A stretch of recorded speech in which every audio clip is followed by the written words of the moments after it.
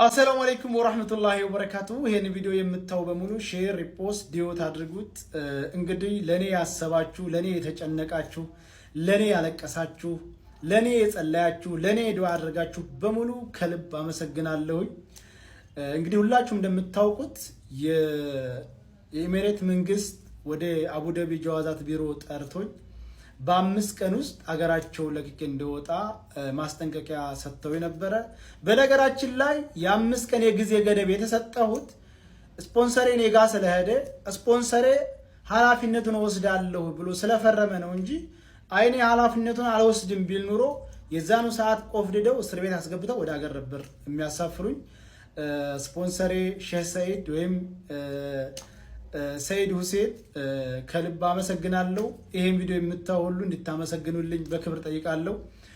እውነት ለመናገር ሼህ ሰይድ አሁን ብቻ ሳይሆን ኢትዮጵያን ባለው ሰዓት ድጋፍ አድርገው ከዛም ደግሞ ወደ ኢማራት ሙሉ ወጪን ሸፍኖ እዝም መጥቼ ስራ እንዳመቻች ያደረገኝ እሱ ነው።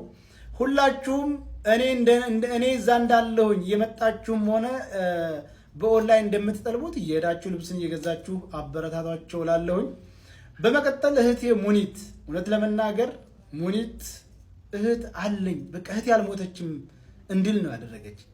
ከሁሉም በሆነ ታይም ስልኬ ዝግ ሆኖ ሳገኛት የልቧን ትርታ የሰውነቷን መንቀጥቀጥ ሳይ እውነትም የኔ እህት ትዝ አለችኝ እና ሙኒት አመሰግናለሁ። ይሄ ብቻ አይደለም፣ ቢሮ አይደን ተቀምጠን ትኬት ስናፈላልግ ልጅቷ ደውላ ቢዝነስ ክላስ ነው 10,000 ድርሃም አሉ ሲሏት ቁረጭው አለቻት።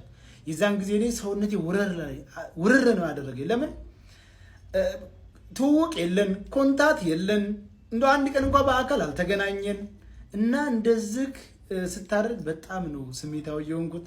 አመሰግናለሁ። እነ ጆከርም ደግሞ ባሉበት ሆነው መሄድበትን ቦታ ሲያምቻቹልኝ ነበር በሐሳባቸው በገንዘባቸው።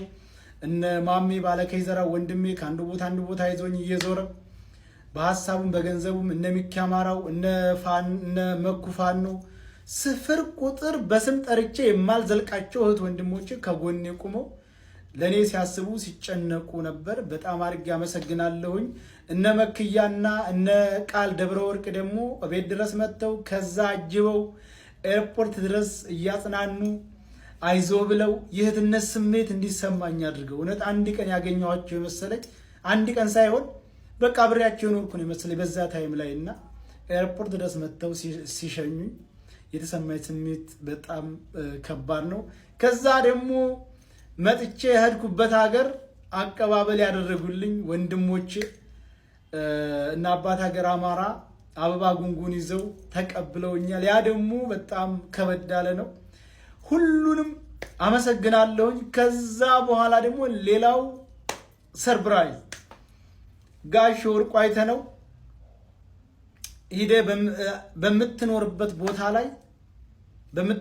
ቦታ ላይ አጥናና የራስህን ቢዝነስ የምትሰራበት ገንዘብ እሰጥሃለሁ ብለው ቃል ገብተውልኛል።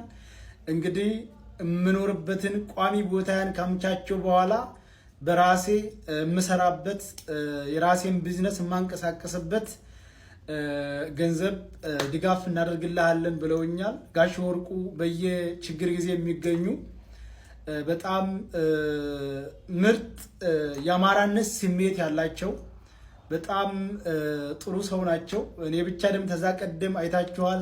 ለታኩርም ለማይታወቁ ለብዙ ወገኖቻቸው በከፍተኛ ነገር ድጋፍ የሚያደርጉ ናቸው። እኔንም አጽናንተው አብሽር ብለው በተረጋጋህበት ሀገር ላይ እንትን አድርገህ የሚበቃህን ያክል እንትን አድርገህ ቢዝነስ የምትከፍትበት ገንዘብ ከኔ አለ ብለውኛል። በጣም አድርጌ አመሰግናለሁ። በእኔ ጉዳይ የተሳተፋችሁ በሙሉ ፈጣሪ ጨምሮ ጨማምሮ ከክፉ ነገር ይጠብቃችሁ። እንግዲህ አንድ ክፉ አይመጣም ከኋላው ኸይር የያዘ ቢሆን እንጂ የሚለው ቃላት የኔን ችግር ይገልጣል። ሁለተኛ አንዳንድ ቪዲዮዎች አይቻለሁ። እዛ ሄዶ የፖለቲካ ጥገኝነት ሊጠይቅ ምናምን። እኔ ፖለቲከኛ አይደለሁም። የትኛውም ሀገር ሄጄ የፖለቲከኛ ጥገኝነት አልጠይቅም። እኔ ኢትዮጵያዊ ነኝ። በኢትዮጵያዊነቴ የምኮራ አማራ ነኝ። ስለዚህ እኔ ሰርቼ የምኖር ነኝ። ስለዚህ የትኛውም ሀገር ሄጄ የፖለቲካ ጥገኝነት የምጠይቅ አይደለሁም። ፓስፖርቴ ኢትዮጵያዊ ነው። እኔ ኢትዮጵያዊ ነኝ። እኔ ፖለቲከኛም አይደለሁ። ከየትኛው ፖለቲካ አካል ጋር ግንኙነት የለኝም። እንደ አንድ ኢትዮጵያዊ እንደ አንድ ሰብአዊ እንደሚሰማው ልጅ ለእህታችን ፍትህ ጠይቄያለሁኝ።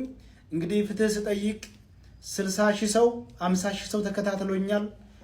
ስሜታዊ ሆነንም አንዳንድ ቃሎችን ተጠቅመናል። ከዛ ውጪ እኔ የትኛውን ሀገር ሄጄ የፖለቲካ ጥገኝነት የምጠይቅ አይደለሁም። ከፈለግኩ ነገ ኢትዮጵያ ሄዳለሁ። ምንም አይነት ወንጀለኛ አይደለሁም። ምንም አይነት ከመንግስት ጋር ንክኪነት ያለው ነገር አላራመድኩም። ስለዚህ ከአንዳንድ ሰዎች ሲቀደዱ ስላየው ነው። እዛ ሄዶ የፖለቲካ ጥገኝነት አልጠይቅም። እኔ ኢትዮጵያዊ ነኝ። ፓስፖርቴም ኢትዮጵያዊ ነው።